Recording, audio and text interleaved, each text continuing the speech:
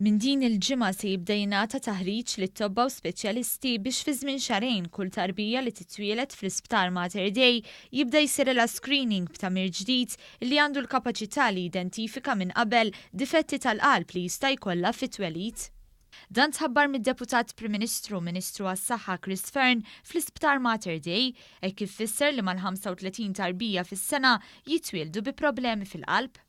Għaldaqstant qal li l-iskop ta' dan it-test huwa li jipprevjenu milli jiżviluppaw konsegwenzi jew difetti fil-qalb illi permezz tat-test jistgħu jinqabdu fi stadju ferm bikri u jsiru l-interventi meħtieġa.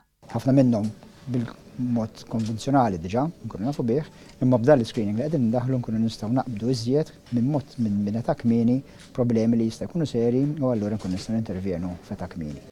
Fisser kif dan l-screening se jkompli jżid ma' servizzi offruti biex kemm jista' jkun ikompli jingħata servizz aħjar lill-pazjenti. Fil-fatt semma kif l-Isptar Mater Dei jaraw każijiet ta' tfal li jammontaw għal 20,000 każ fis-sena fl-emerġenza ta' tfal u mal-14,000 oħra fl-outpatients. Min-naħa tiegħu iċ-Chairman tad-Dipartiment tal-Pedjatrija Paul Soler qal li f'Malta jitwieldu mal-4,000 tarbija fis-sena u li dan it-test se jibda jsir fit-tieni jum mit-twelid ta' kull tarbija li titwieled.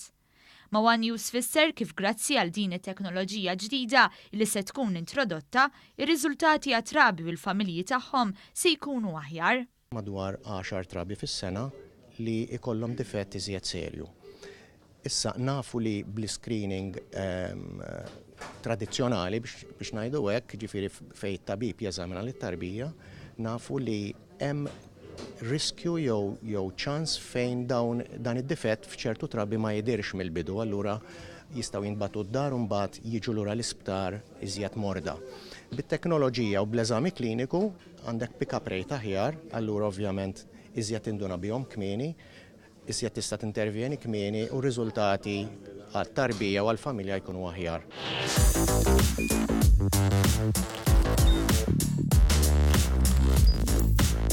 Idħol fuq one.com.mt u hemmhekk tista' tara l-programmi kollha li jxandru fuq One permezz ta' One Play.